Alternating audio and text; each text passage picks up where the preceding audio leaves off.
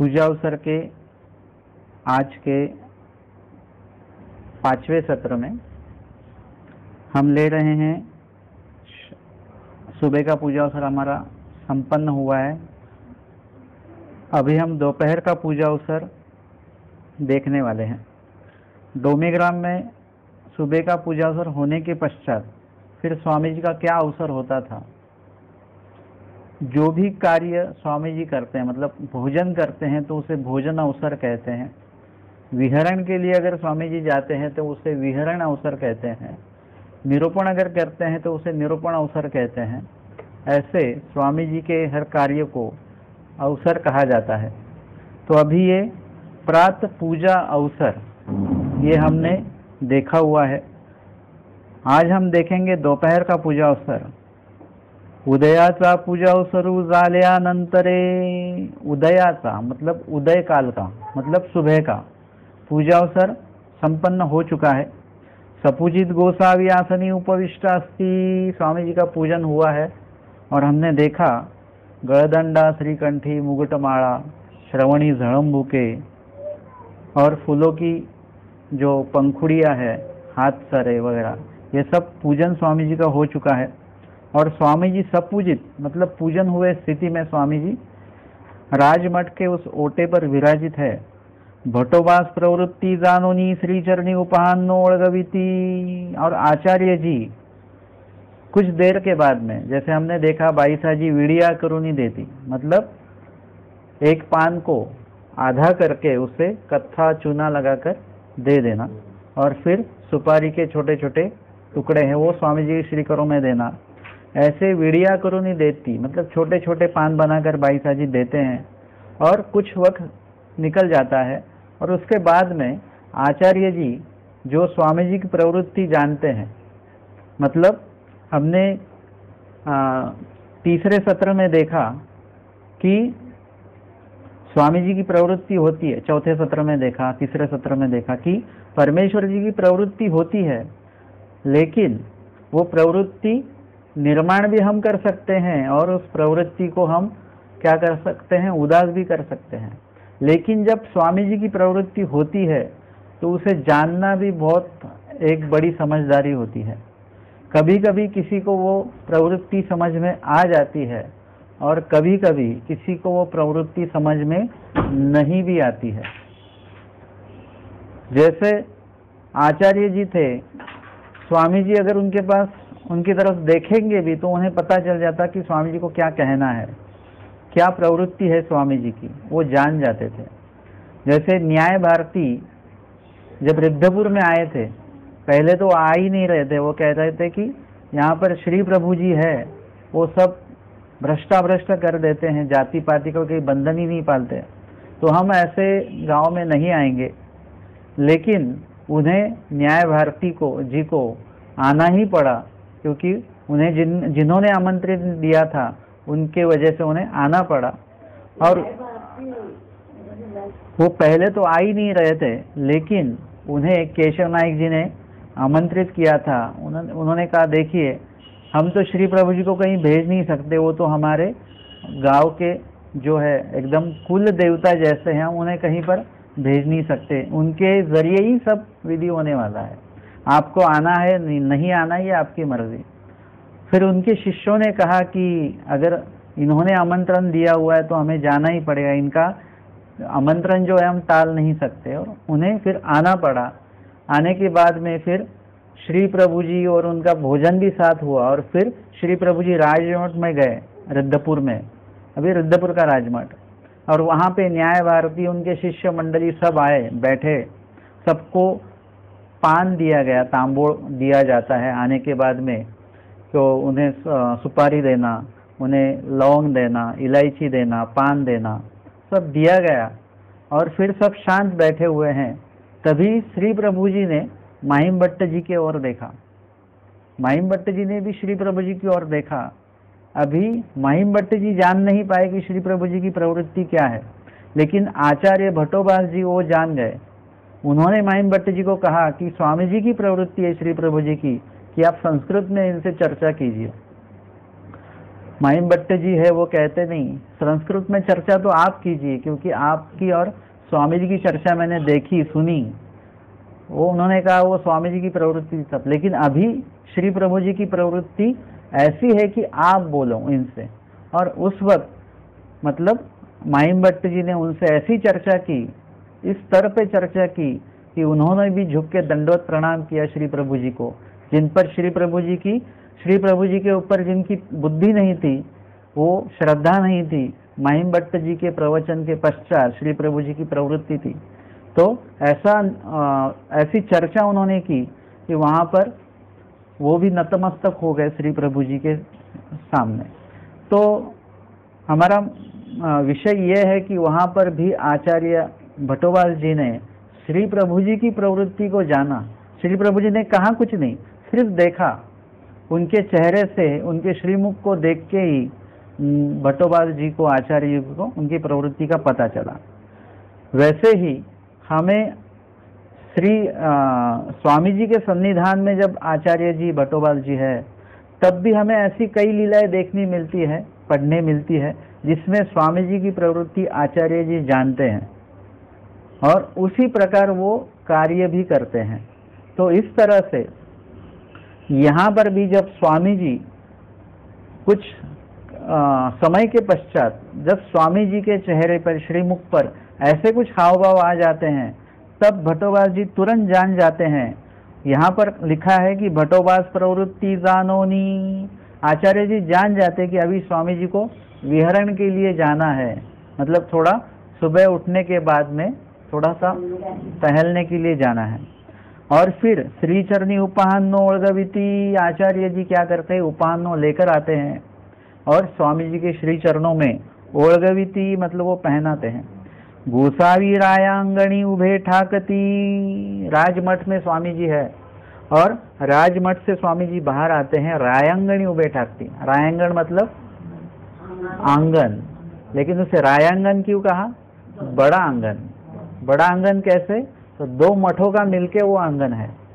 जहां पर अभी आप राजमठ करने, वंदन करने जाओगे और ऊंच मठ देखोगे सामने, तो बीच में का जो भी पूरा विभाग है वो रायांगन है और वो पूरा नमस्कारी है। वहां पर हमें जाना नहीं चाहिए, वहीं से वंदन कीजिए। आपको हर स्थान की, वहां की लीलाएं हमें पता है सभी, तो उसे याद करके ही हम यहीं पर मतलब रुक जाए। जहां पर नमस्कारी है उसी के ऊपर पैर देकर, पाव देकर वो वंदन करना कुछ उचित बात नहीं है। तो इस तरह से रायांगणी उभे ठाकती मतलब स्वामी जी उस आंगन में जाकर वहां पर उपस्थित हो जाते। गोसावी रायांगणी उभे ठाकती, भट्टोबास अंगी टोपरे सरिसे करुणी घेऊनी येती। अंगी टोपरे मतलब पहनने का शर्ट जैसा जो है वो, और टोपरे अंगरखा, और अंगरखा और टोपरे मतलब श्री मुकुट में पहनने की टोपी, जिसके कारण धूप वगैरह न लगे, वो लेकर आते हैं। दुनीची अंगीच्या बाही एके वेळे लेवविती, दोनों हाथ एक ही बार, मतलब आचार्य जी स्वामी जी को पहनाते हैं। स्वामी जी श्रीकर पीछे करके एक ही साथ दोनों हाथ उसमें अंगरखे में डालकर वो पहन लेते हैं। कसेयासी गाठी पाड़ीती, उसे बांधने का है, जैसे बटन का होता है वो बांधने का भी होता है, जैसे राजस्थानी लोग वगैरह वैसे, हाँ वो डोर जो है वैसे वो बांध ली गई। कसियासी गाठी पाड़ीती, श्री मुकुटी टोपरे ओळगविती, स्वामी जी के श्री मुकुट में टोपरे मतलब वो जो कपड़े की टोपी है वो पहनाई जाती है। गोसावी फूटा प्रावरण करीती, फूटा मतलब उपरना होता है, पतला वस्त्र, वो प्रावरण करीती मतलब उससे स्वामी जी परिधान करते हैं। उन्हाळे दिस तरी एकूस होगा एकीकडे, एकूस होगा एकीकडे, अगर धूप का मौसम होगा तो पूरी तरह से स्वामी जी उसे लपेटते नहीं है, क्या करते हैं, एकूस होगा एकीकडे मतलब थोड़ा सा कम, एक सोगा मतलब उसका जो तो एक छोर इस कंधे से नीचे, दूसरा छोर इस कंधे से नीचे। एकूस होगा एकीकडे, साढ़े दीस तरी खोल बुंती घालीती, अगर ठंडी का अगर मौसम हो तो खोल बुंती घालीती मतलब ऐसे जैसे घूंघट किया जाता है ना, वैसे मतलब ताकि तो जो ठंडी हवा है वो कान को भी ना लगे, श्री मुकुट को भी ना लगे, इस तरह से हवा से सुरक्षितता, इस तरह से वो खोल बुनती घाली थी। पावसाळे तरी वरी चांदवा धरिती, अगर बारिश का मौसम हो तो वरी चांदवा धरिती मतलब दूसरा कपड़ा, चांदवा मतलब ऊपर छत पकड़ना चारों तरफ से, तो चारों तरफ से कपड़ा जो है उसके चारों छोर पकड़े हुए हैं ऐसे टाइट, और ऐसा उसका छत बना हुआ है, और उसके नीचे स्वामी जी चलते हैं ताकि स्वामी जी को धूप ना लगे, ऐसी व्यवस्था वहां पर की गई है। 22 कनिक तिमिति, और वहां से निकलने से पहले विहरण के लिए जी स्वामी जी निकलने वाले हैं, स्वामी जी की प्रवृत्ति आचार्य जी ने जानी है, लेकिन उससे पहले ही बाईसा जी ने क्या किया हुआ है, कनिक तिमिति, कनिक मतलब आटा, तिमिति मतलब उसे भूनना, तांदूल भिगो घालीती, और चावल जो है वो भिगो कर रख देते हैं। 20 देया सेणी लावीती, 20 देव मतलब जो अंगार होता है, उस टाइम पे अभी कैसे हम कुछ जला हुआ है उसे हम बुझा देते हैं, क्योंकि हमारे पास क्या है माचिस वगैरह ये है, लेकिन उस टाइम पे ऐसा था एक बार अग्नि अगर प्रज्वलित की जाए तो उसे जतन करके रखा जाता था। हाँ, मतलब वो आगे भी वापस काम आए इसके लिए दबा के रखी जाती थी। पुड़वाटवा घेती, उस अंगार को वो क्या करते, वो ताकि वो बुझे ना, उसके ऊपर जो गोबर का जो उपले हैं वो ऊपर रख दिया है। पुड़वाटवा घेती मतलब जिसमें पान का पूरा जो बटुआ होता है, जिसमें पान का कत्था चूना वगैरह सब कुछ जिसमें रखा जाता है वो पुड़वाटवा कहते हैं, वो साथ में बाईसा जी लेते हैं। जाड़ी सागड़ घेती, आसन बिछाने के लिए जाड़ी मतलब जाड़ ऐसे कपड़ा, और सागड़ मतलब जिसमें स्वामी जी को पानी पीने के लिए जो एक बर्तन है वो। बाहिरी येती, और बाहर आते बाईसा जी। मढ़ाचे कवाड़ बांधती, उस मठ का दरवाजा है वो लगा लेते हैं। काकोनी को राखन ठेवीती, या किसी को वहां पर रखा जाता है। इसे आज भी आश्रमों में, कुछ आश्रमों में सेवा चलती है। रात के वक्त सब लोग सो जाते हैं आश्रम वाले, तब 2 जन क्या करते हैं वहाँ घूमते हैं और पहरेदारी जैसे, वैसे ही अभी सब लोग जाने वाले हैं स्वामी जी और भक्त मंडली, लेकिन हर रोज किसी न किसी की सेवा है। आज महादाईसा जी रुके, कल आऊसा जी रुकेंगे, परसों सादाईसा जी रुकेंगे, ऐसी हर एक को सेवा है कि यहाँ पर रुके रहो, वो साथ नहीं आएंगे। मढ़ाचे कवाड़ बांधती, का कोनी एकू राखन ठेवीती। गोसाव्यान पासी येती, बाईसा जी स्वामी जी के पास आते हैं। गोसावी बाहरी उभे ठाकती, स्वामी जी बाहर रुकते हैं। दिशा अवलोकिती, ये कहाँ रुके हैं स्वामी जी, जहाँ पर महाद्वार स्थान है। अभी डोमेग्राम में प्रसन्न मठ के सामने सुएर स्थान है, सुएर करवने महाद्वार एक स्थान है, और दिशा अवलोकन एक तीसरा स्थान है। वहां पर 3 स्थान है एक ही जगह पे। तो दिशा अवलोकिती मतलब महाद्वार से बाहर आकर स्वामी जी सभी दिशाओं के ओर देखते हैं, और दिशा अवलोकिती दिशा के ओर अवलोकन करते हैं। अमंगला सेती त्या मंगल रूपा होती, अमंगला सेती मतलब जो दिशा दोष रूप होगी उसे स्वामी जी क्या करते, राजस तामस अगर हुई होगी, वो कहीं पर क्या हो जाता है, कहीं झगड़ा हो जाता है क्या, तो वहां पर वो जो दोष है वो क्रिएट होकर वहीं पे वो बना रहता है, मतलब वो हिंसा हुई होगी या झगड़ा हुआ होगा, राजस तामस हिंसक ऐसी बातें उस भूमि से जुड़ी रहती है। स्वामी जी क्या करते हैं कि उस दिशा की ओर अवलोकन करके जो अमंगला से वो तिया मंगला करती, मतलब जो अपवित्र है उसे पवित्र करते हैं। हमने उपहार के बारे में भी यही देखा है कि अगर वो भोजन अपवित्र है तो उसे क्या किया जाएगा, पवित्र किया जाएगा। स्वामी जी सिर्फ देखेंगे, अवलोकन करेंगे अपनी कृपा दृष्टि प्रसन्नता से, तो वो भोजन पवित्र होगा, वो जगह पवित्र होगी, वो वस्तु पवित्र होगी, वो व्यक्ति भी पवित्र हो जाएगा।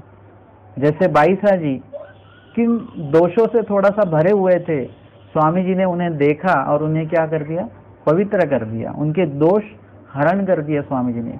ये स्वामी जी के देखने का ये लाभ हमें मिलता है। और इसीलिए सुबह का जो वक्त है, अगर उस वक्त हम अगर स्मरण करते होंगे तब स्वामी जी की कृपा दृष्टि हम पर वो आएगी, तो हम भी थोड़ा पवित्र होते रहेंगे। अमंगळा से तीतिया मंगल रूपा होती, गोसावी म्हणती खेड़ो जाई जेल केऊते। अभी स्वामी जी बाहर आकर कहते हैं कि खेड़ो जाई जेल केऊते, मतलब आज कहाँ विहरण के लिए कहाँ जाना है, ये भक्त मंडली से ही स्वामी जी पूछते हैं।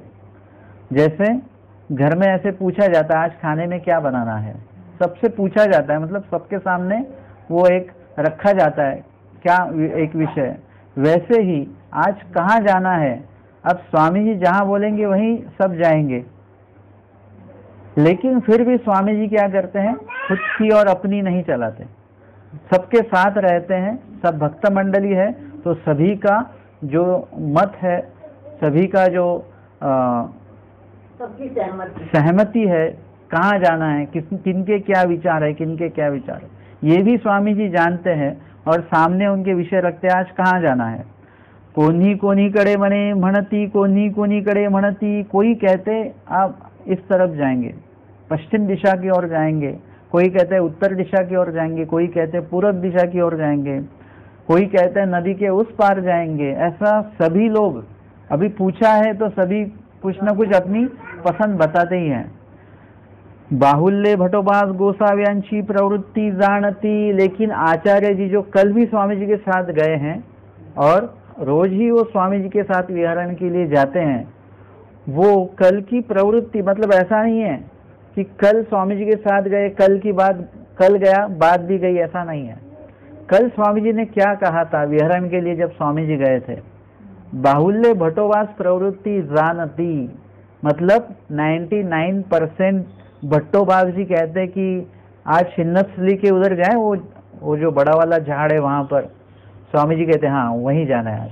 बाहुल्य भट्टोबास, क्योंकि कल जब स्वामी जी आए हुए थे विहरण के लिए तब स्वामी जी ने कई बार उस झाड़ की ओर देखा होगा। आचार्य जी ने भी ये नोटिस किया है कि स्वामी जी बार बार इस दिशा में देख रहे हैं, मतलब इस झाड़ की ओर भी देख रहे हैं। स्वामी जी को शायद ही कल वहां जाना होगा, और लेकिन वो बोलते कुछ नहीं है। जब स्वामी जी पूछेंगे तब वो जवाब देंगे, तब वो बताएंगे क्या आपकी प्रवृत्ति है वहां जाने की। स्वामी जी कहते हैं हाँ वहीं जाना है।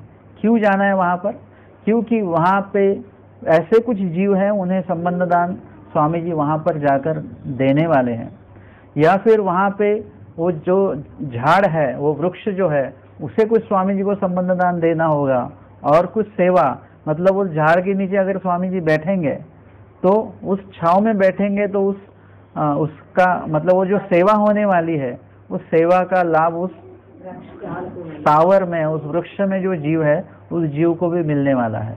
मतलब स्वामी जी कोई भी क्रिया करते हैं तो इतनी कुछ सोच रखते हैं। हम तो कई ऐसी बातें करते हैं जो सोचते ही नहीं है, बिना सोचे बहुत कुछ कर जाते हैं। अगर कोई कुछ विधि बताते हमें तो हम उनके उस विधि के बारे में बिल्कुल भी सोचते नहीं है कि क्या सचमुच ये विधि स्वामी जी ने बताया हुआ होगा। इस पर विचार नहीं, इस पर किसी प्रकार की सोच नहीं, कुछ नहीं, हम सीधा कर देते हैं। फिर कोई आएंगे वो दूसरा कुछ विधि बताएंगे, तीसरे आएंगे तो तीसरा कुछ विधि बताएंगे, हम सोचते नहीं है। अगर आप सोचोगे तो क्या होगा, एक विधि आपका कम हो जाएगा, लेकिन जो भी विधि होगा वो एक सही विधि होगा, गलत विधि आपसे कभी नहीं होगा। और इसीलिए खुद स्वामी जी के सन्निधान में जो भक्त है आचार्य जी जैसे, वो भी सोचते हैं कि स्वामी जी ने ऐसा क्यों कहा है। जैसे स्वामी जी ने आचार्य जी को बुलाया, जो उनको बुखार था, तेज बुखार था, इतना बुखार था कि उनकी आंखें भी लाल हो गई थी और खुद को संभाल भी नहीं पा रहे थे। लेकिन दादोस जी, जब स्वामी जी ने पूछा सभी आए हैं लेकिन वानरेश जी नहीं आए, तो उन्होंने स्वामी जी को थोड़ा टोक के कहा कि आपके वानरेश को बुखार आया हुआ है। कैसा कहा, वानरेश जी को बुखार आया, ऐसा नहीं, आपके वानरेश को, आपका काफी लाडला है ना वो, उन्हें बुखार आया हुआ है, वो खुद को संभाल भी नहीं पा रहे। ऐसे उन्होंने ऐसा ऐसे टोन में कहा, वो स्वामी जी को भी ठीक नहीं लगा। स्वामी जी ने कहा बुलाइए उनको, आचार्य जी को बुलाइए। अभी देखिए ऐसा होता है, पेशेंट को मिलने जाते हैं या उसे मिलने बुलाते हैं? पेशेंट को देखने जाते हैं। अगर स्वामी जी की ये था कि अगर उनको बुखार है तो चलो उनको मिलने जाए, मिलने जाना पड़ता है, बराबर है। लेकिन डॉक्टर मिलने बुलाता है, उनको हॉस्पिटल लेके आओ। मतलब स्वामी जी ने उन्हें बुलाया है और आचार्य जी खुद को संभाल नहीं पा रहे हैं। ये जो उनका वाक्य है दादोस जी का, ये स्वामी जी को अभी दिखाना है उनको, वो कैसे वो संभाल पाते हैं खुद को। और स्वामी जी वो सामने आ गए आचार्य जी। अभी उन्होंने भी सोचा है आचार्य जी ने कि स्वामी जी को पता है ना मुझे बुखार है, फिर भी स्वामी जी ने मुझे क्यों बुलाया है, मतलब कुछ तो कारण है, स्वामी जी की प्रवृत्ति कुछ तो अलग है। और सीधा वो उठकर आए हैं। अगर हमको ऐसे बुलाते तो हम कहते आज तो हम सत्संग नहीं आएंगे, आज हमारी तबीयत ठीक नहीं है। और ऐसे आचार्य जी ने नहीं कहा। आए वो स्वामी जी के सामने, वहां पर उपस्थित हुए और स्वामी जी ने उनसे पूछा। अभी स्वामी जी के बोलने का भी टोन, मतलब शब्द कैसे है, हमने सुना आपको बुखार है। अभी स्वामी जी को किसी की सुनने की जरूरत नहीं, वो सर्वज्ञ है, उन्हें पता ही है। फिर भी स्वामी जी कह रहे हैं हमने सुना, मतलब स्वामी जी ने सुना, मतलब किसी ने तो कहा है। यहाँ पे कितनी सोच है। यहाँ पर मेरे बारे में स्वामी जी ने सुना, मतलब किसी ने कुछ तो कहा है मेरे बारे में। और अगर कहने के बाद भी स्वामी जी पूछ रहे हैं, मतलब कुछ तो बात है अलग। तो आचार्य जी ने तुरंत कहा, किसने कहा, मैं तो ठीक हूँ एकदम। नहीं आप खुद को संभाल नहीं पा रहे? नहीं ठीक संभाल पा रहा हूँ क्या, मैं चल के आया हूँ यहाँ पे खुद।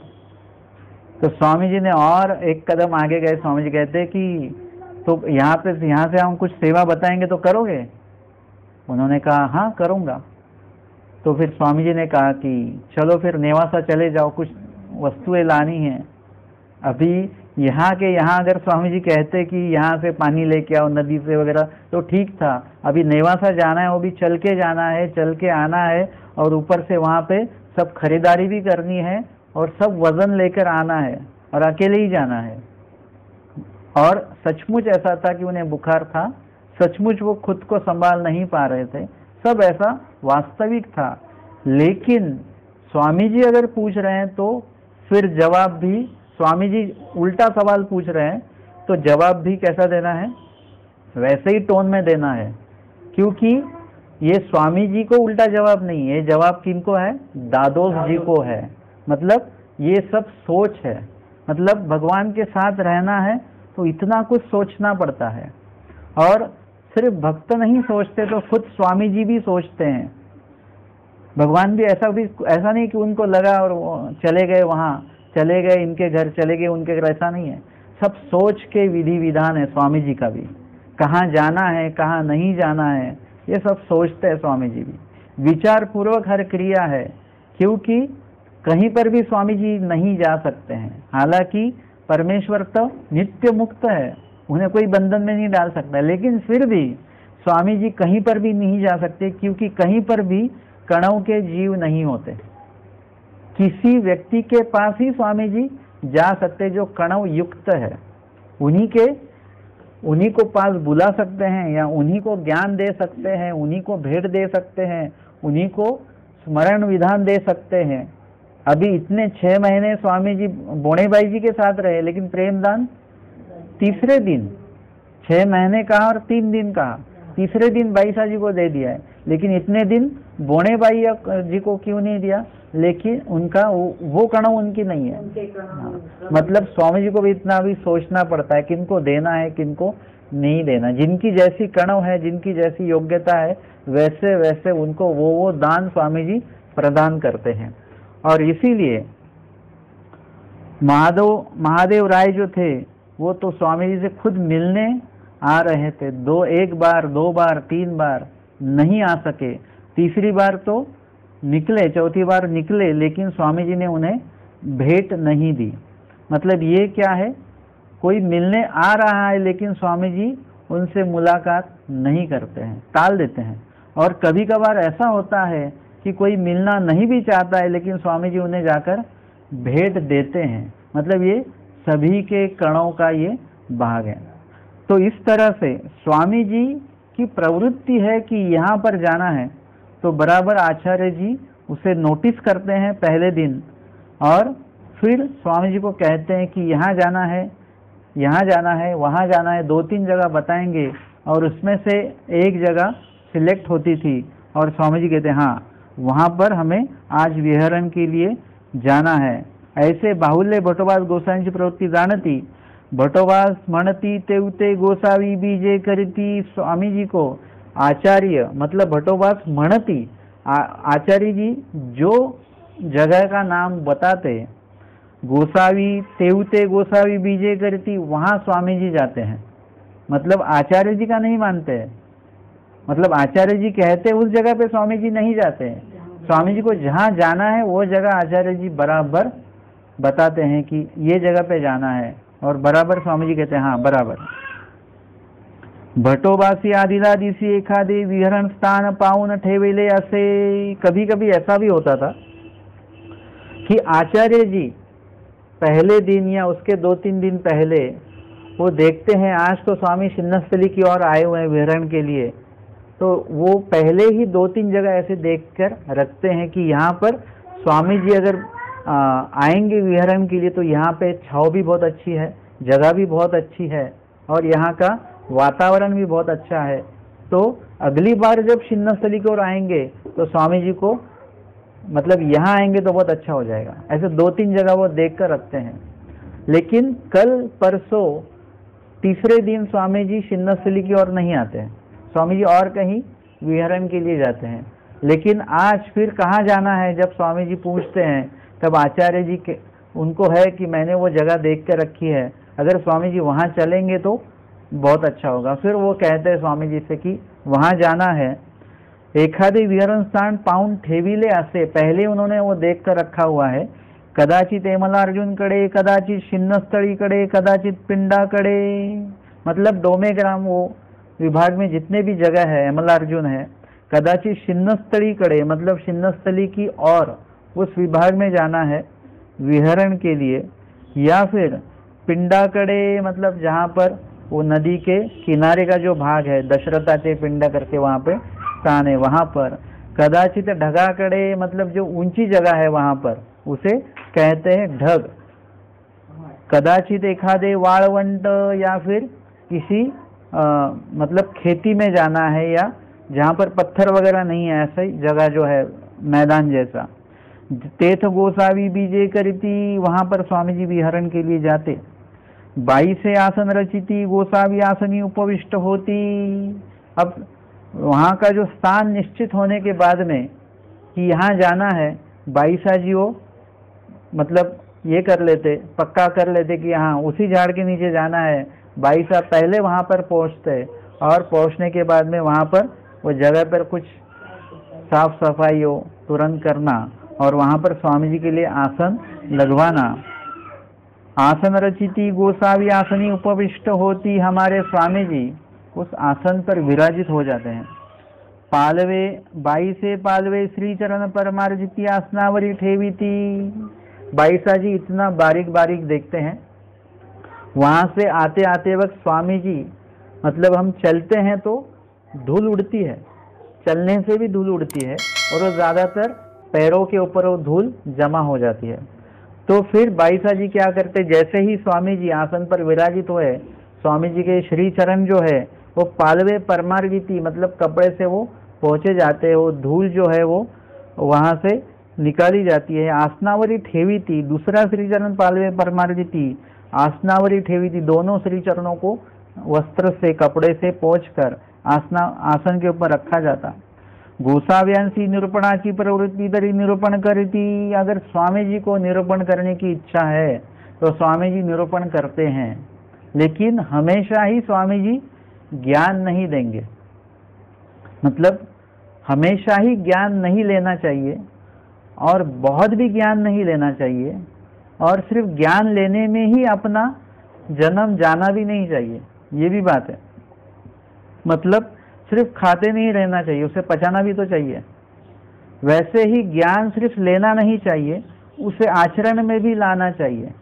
थोड़ा सा ज्ञान लिया, उसका चिंतन करना चाहिए, उस पर डिस्कशन करना चाहिए, उस पर चर्चा धर्मवार्ता होनी चाहिए कि आज हमने ये लीला पढ़ी, इस लीला में आपको क्या लगता है, मुझे क्या लगता है, इनको क्या लगता है, सभी का मत आप लीजिए, उसके ऊपर चर्चा कीजिए, ताकि वो लीला आपको पूरी तरह याद रह जाती है। जो बातों पर आपने डिस्कशन कभी किया नहीं है, जिस पर कभी चर्चा नहीं की है, वो बात, वो वस्तु, वो व्यक्ति कभी भी आपको याद नहीं रहते हैं।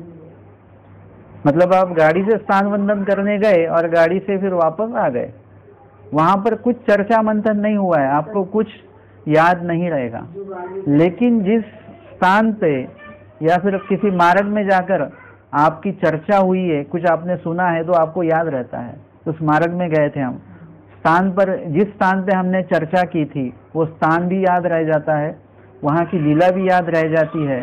मतलब जो ज्ञान हम लेते हैं उसका डिस्कशन होना चाहिए, उसे धर्मवार्ता कहते हैं। वो धर्मवार्ता भी होनी चाहिए। अगर वो हो जाती है धर्मवार्ता, तो क्या होगा, उसका आचरण भी करने का हमें इच्छा होगी। जहाँ पर स्वामी जी ने बताया हुआ है कि अन्य वार्ता न कीजिए, ऐसा बताया हुआ है स्वामी जी ने, लेकिन इस पर हमने कभी चर्चा की नहीं। मैंने आपको वचन बताया, उसका मीनिंग बताया, अन्य वार्ता करने से अच्छा सो जाओ, लेकिन वो भी संभव नहीं होता है। हमको क्या लगता है कि चलो अन्य वार्ता ना करो, एक नींद ले लो 1 घंटा, लेकिन आप अन्य वार्ता बंद करके नींद का मतलब सोकर दिखाइए मुझे। आप धर्मवार्ता में सो सकते हो, धर्मवार्ता बंद करके सो सकते हो, लेकिन अन्य वार्ता करते कभी हमको कंटाला नहीं आता है, हमें कभी नींद नहीं आती है। हम कितने 1, 2, 3 घंटे हम अन्य वार्ता करते रहते, कभी भी हमें ऐसा आलस नहीं आता है। लेकिन धर्मवार्ता करेंगे तो आलस आ जाता है। और इसीलिए स्वामी जी कहते हैं अन्य वार्ता करने से अच्छा है आप निद्रा के अधीन हो जाओ, लेकिन वो भी संभव नहीं होता है, बिल्कुल नहीं होता है संभव। और इसीलिए स्वामी जी का वो वचन भी हम आचरण नहीं कर सकते। अभी मैंने आपको वचन बताया, उसका मीनिंग बताया, आपने सुना, बस हो गया। लेकिन इसके ऊपर आप डिस्कशन करोगे, चर्चा करोगे, चिंतन करोगे किसी से इस वचन के बारे में और जानोगे आप, उसके बाद में आपके रहन में, आपके दिमाग में, आपके अंतःकरण में ये वचन इस तरह से बैठेगा कि आप कभी भी अन्य वार्ता नहीं करोगे, बिल्कुल नहीं करोगे। मतलब आपको समझ आ जाएगी कि अन्य वार्ता नहीं करनी चाहिए। अगर करेंगे तो क्या होगा, स्वामी जी उदास हो जाएंगे। यहाँ बैठे सभी लोग तो खुश हो जाएंगे, लेकिन स्वामी जी, हाँ, हम इंसानों को खुश कर सकते हैं, जीवों को खुश कर सकते हैं, लेकिन परमेश्वर जी को प्रसन्न करना काफी मुश्किल बात है। एक्चुअली देखा जाए तो है एकदम सहज, लेकिन उस सहजता को हमने क्या किया, कठिन करके रखा हुआ है। हर बात सही है, एकदम सहज रूपता से है, लेकिन हमने अपनी आदतों को ऐसे करके रखा हुआ है कि वो सहज बात भी हमें सहजता से नहीं मिलती, वो कठिनाई से मिलनी। जैसे हमारे घर में कितनी ऐसी बातें हैं, ऐसी कितनी वस्तु है, चीजें हैं जो खाकर हम ठीक हो सकते हैं, लेकिन हम वैसा नहीं खाते। हम उस प्रकार की गोली लेते हैं और वो गोली के जरिए फिर वो ठीक होना चाहते हैं। लेकिन वही बात हमारे घर में भी है, लेकिन वैसा हम उसको कठिन करते हैं। उस गोली के मतलब उसका जो कीमत है उसको चुकाते हैं, वगैरह वगैरह, पैसे उसमें गवाते हैं, लेकिन सहजता से जो हो रहा है उसे हम करना जानते हुए भी हम उसे कठिन करवा देते हैं। वैसे ही है कि वचन के एक एक वचन को लेकर अगर हम उस पर चिंतन करेंगे तो काफी कुछ आपको वचन याद करने की जरूरत नहीं पड़ेगी। उस वचन का आचरण करो, वो वचन अपने आप आपको याद हो जाएगा, और जैसे ही याद हो जाएगा वो आचरण में भी आने लगेगा। जैसे मैंने प्रवचन में बताया ऐसे कि अगर किसी को बैठने के लिए आप चद्दर वगैरह या फिर चटाई वगैरह डालते हो, तो ज़्यादातर क्या होता है कि हम ऐसे बिछाते हैं, और बिछाने के बाद में उसे ठीक करने के लिए पैर से ही ठीक करते, उसे हम झुक के उसे हाथ से नहीं करते हैं। और ये मैंने ऑब्जर्व किया है, मेरा खुद का भी मैंने नोटिस किया हुआ है, ऐसा होता है। मतलब वो बिछाने के बाद में हम उसे पैर से ठीक कर देते हैं। मैंने प्रवचन मतलब मैंने इसका चिंतन किया और प्रवचन में मैंने ये बताया कि उस चद्दर को या उस चटाई को पैर लगाना मतलब जो बैठने वाले जितने भी लोग हैं उन्हें पैर लगाने जैसा है वो। जैसे हम साधुए के पट्टी को मतलब ये चद्दर को पाँव लगाते हैं क्या, तो वासनिकों के मतलब ठीक करना नहीं चाहिए, उसे पैर से ठीक नहीं करना चाहिए, थोड़ा सा झुको और उसे हाथ से ही ठीक करो, नहीं जमता होगा तो भी, लेकिन उसे पैर मत लगाओ। अभी ये मैंने प्रवचन में बोल दिया है। अभी कभी कभी ऐसा होता है कि मंदिर में जब चटाई मैं डालता हूँ तब मुझे भी ऐसा होता है कि पैर से ठीक करो, लेकिन जल्दी से याद आता है नहीं, मैंने प्रवचन में बोला है, और जो बोला है मतलब मैंने बोला है इसलिए नहीं, लेकिन जो मुझे भी लागू होता है कि अगर उससे मैं पैर लगाऊंगा तो उन वासनिकों को पैर लगाना, जैसे आप साधुओं को पैर नहीं लगाते वैसे साधु लोगों ने भी वासनिकों को पाँव नहीं लगाना चाहिए। वो भी दोषजनक ही है, मतलब मेरे फट से वो दिमाग में आ जाता है। क्यों? क्योंकि मैंने ये बहुत बार बताया हुआ है, इस पर चिंतन मैंने किया हुआ है, और वो दोष मुझे ना घड़े इसका मैं ख्याल रखता हूँ। इसी तरह से हर वचन को अगर आप इस तरह से देखोगे तो क्या होगा, वो वचन आपको क्या बता रहा है। जैसे कहा वचन रूप गोविंद, मतलब अभी तो स्वामी जी नहीं है, लेकिन वचन रूप परमेश्वर मतलब क्या, उस वचनों के द्वारा स्वामी जी इनडायरेक्टली हमसे बात कर रहे हैं, जो वचन स्वामी जी ने पहले ही बोल के रखे हुए हैं। अब ये वचन आपसे बात करते हैं, मतलब क्या है, वो स्वामी जी की जो बात है वो आपको समझा रहे हैं। स्वामी जी ने जो विधि बताया हुआ है वो विधि आप तक वो वचनों के द्वारा वो विधि आ रहा है, और इसीलिए उसे ही सन्निधान कहते हैं। हमें लगता है कि हम 800 साल पहले होते तो कितना अच्छा हो जाता, और कौन कहता है हम 800 साल पहले नहीं थे, हम सब लोग थे। हम काल बोटे थे, हम मार्कंड थे, हम दादोस थे, हम सारंग पंडित थे, जितने भी स्वामी जी से दूर दूर भागने वाले हैं वो सब हम ही लोग थे। इसीलिए तो स्वामी जी भी हमसे दूर चले गए। स्वामी जी पास रहना ये कोई बड़ी बात नहीं है, श्री मूर्ति साथ में होना या हम श्री मूर्ति के साथ में होना ये कोई बड़ी बात नहीं है, ये तो कभी भी आपके योग में आ जाएगा। लेकिन सन्निधान में रहना ये बहुत बड़ी बात है। देखिए वहां पे दादोस भी थे और आचार्य भी थे। दादोस स्वामी जी के सन्निधान में नहीं थे, लेकिन आचार्य स्वामी जी के सन्निधान में थे। एथुनी मणितले कीजे थे अनुसरण, और सन्निधानी असोनी आज्ञा प्रतिपालन नहीं, याते असन्निधान बोल दीजिए। और असन्निधानी असोनी आज्ञा प्रतिपालन मतलब आप असन्निधान में हो, लेकिन अगर आप आज्ञा का प्रतिपालन करते हो, अनुज्ञा का पालन करते हो स्वामी जी के, तो आप सन्निधान में ही हो। कितनी सिंपल बात है। हम वो राह देख रहे हैं कि स्वामी जी कब आएंगे, कुछ राह देखने की जरूरत नहीं है। यहीं से आप विधि का आचरण करो, वचनों का पालन करो, स्मरण में रहो, स्वामी जी का सन्निधान यहीं पर है। धर्म वार्ता प्रसंगे सर्वत्र अवस्थान, जो उस दिन हमने स्वामी जी का ये जो वचन है हमने बोला, मतलब आप जहाँ पर धर्म वार्ता करोगे वहाँ पे स्वामी उपस्थिति, ये सन्निधान ही है। और ये सन्निधान हमारे लिए काफी महत्वपूर्ण है। तो श्री मूर्ति का सन्निधान तो मुक्ताबाई जी को भी मिला है, बोनेबाई जी को भी मिला है, लेकिन उसका लाभ उन्होंने जैसा लेना चाहिए, जैसे आचार्य जी ने लिया, महादाई सा जी ने लिया, वैसा लाभ उन्होंने नहीं ले पाए। और इसीलिए ज्ञान युक्त सन्निधान, आचरण युक्त सन्निधान, तो इस तरह से हमें ज्ञान युक्त आचरण युक्त जो सन्निधान है वो हमारे लिए काफी महत्वपूर्ण है। इस तरह से हमारा विषय शुरू कहाँ से हुआ था कि हमेशा ही ज्ञान सुनने में हमारा वैसा भी वक्त हमें नहीं करना है, हमें ज्ञान सुनकर उस पर आचरण भी करना है, मतलब उसके लिए भी हमें वक्त देना चाहिए। और इसीलिए कई लोग ऐसे होते हैं कि जो जन्म भर ज्ञान ज्ञान ज्ञान, मतलब ये क्या है, इनको कौन सा फल हुआ, उनको कौन सा फल हुआ। अभी मैं उनसे कहता हूँ मुझे कौन सा फल होने वाला है ये मुझे खुद पता नहीं है, तो मैं दूसरों को क्या फल होने वाला है, दूसरों को क्या फल हुआ, ये मैं कैसे बता सकता हूँ।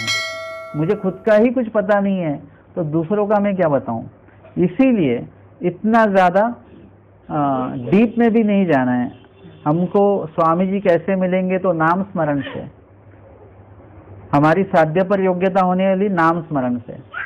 उसके बाद में हमारे जो अड़थले जो नाचने वाले हैं वो सेवा दास्य से, प्रार्थना, विनंती और जो भी कुछ वचन विधान बताए हैं उसका आचरण करने से हमारी योग्यता अधिकार हमारे बढ़ने वाले, उस पर ही ध्यान दीजिए आप। और चलते रहिए, यही हमारे लिए अभी लाभदायक है। और इस तरह से स्वामी जी हमेशा ही ज्ञान नहीं बताते, कभी कभी आचरण भी करवाते हैं। आचार्य जी को स्वामी जी कुछ विधि भी बताते हैं, कुछ सेवा दास्य भी बताते हैं, और भी कुछ जो सेवा दास्य वो भी स्वामी जी उन्हें बताते हैं। और अभी यहाँ पे गोसाव्यांशी निरूपणाची प्रवृत्ती असे तरी गोसावी निरूपण करी थी, लेकिन अगर प्रवृत्ति ना हो, किस बात की प्रवृत्ति नहीं है? ज्ञान बताने की प्रवृत्ति नहीं है, लेकिन परमेश्वर जी की कृपा दृष्टि हमेशा जीवों का भला करने की ही है, तो स्वामी जैसे खाली नहीं बैठेंगे। हम एक आध बार खाली बैठ जाएंगे, लेकिन स्वामी जी जीवों का भला करने से वंचित नहीं रखेंगे, मतलब वंचित नहीं रहेंगे। वो समय स्वामी जी बर्बाद नहीं करते हैं, जीवों का भला करते रहते हैं। अभी ज्ञान भी नहीं बताएंगे स्वामी जी, लेकिन स्वामी जी क्या कहते हैं? हाँ, ना तरी धावविती पभविती झुंजविती दरे दरकुटे बुजविती उनसे टेके अस्थिति ये समस्तळे करविती पाषाण फोड़विती। मतलब स्वामी जी विविध प्रकार के सेवा दास्य या आज्ञा उन्हें देते हैं, ये कीजिए। स्वामी जी जो आज्ञा देंगे अगर वो करेंगे हम, तो उससे हमारे कर्मों का शालन हो जाता है। धावविती मतलब दौड़ाते हैं स्वामी जी, जाओ वहां से, यहाँ से निकलो दौड़ते वहां जाओ, वहां से फिर दौड़कर यहाँ आओ। पवविती मतलब पानी में तैरो। झुंझविती मतलब कुश्ती जैसा लगाना।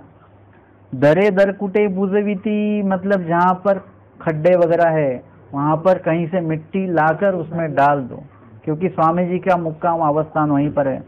ऊंचे टेके अस्थिति ये समस्तळे करविती, जो ऊंचे भाग है, थोड़ा वहाँ पर ज़्यादा ऊंचाई है, वहाँ की मिट्टी निकालो, और जहाँ पर खड्डा है वहाँ पर वो मिट्टी डालकर समस्तल करो।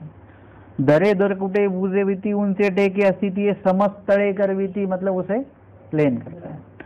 पाषाण फोड़विती, कहीं पर पत्थर है उसे फोड़ना। ऐसे नानाविध विहार करविती, नानाविध मतलब अनेकों प्रकार के सेवा दास्य, अनेकों प्रकार के जो कुछ सेवा है स्वामी जी उन्हें बताते थे और उनसे करवाते थे। या परी एक कर्मे नासिती, ऐसा क्यों करते थे स्वामी जी? या परी एक कर्मे, पता नहीं कौन से कर्मों का नाश होता था। मतलब नदी से कोई जो भैंसा है वो आ रहा है, उस पूरी ऊपर से धूप है और उसके ऊपर वो पानी की जो थैलिया है पूरा वजन उसके ऊपर है, और वो आ रहा है पूरा थका भागा और वजन भी ऊपर से धूप भी है। महादाई साहब जी उनको देखकर कहते हैं उस भैंसे को, अगर महात्मा जी को एक लोटा पानी अगर तू देता तो ये जन्म तेरा हो सकता था कि ये उसका क्षालन हो जाता। मतलब सेवा दास्य से क्या क्या हो सकता है। तो इसके कारण सिर्फ ज्ञान से योग्यता नहीं बढ़ाई जाती, साध्य पर योग्यता ही नहीं बढ़ाई जाएगी, तो उसमें जो दोष रूपी जो भाग है उनका भी तो क्षालन करना बहुत जरूरी होता है।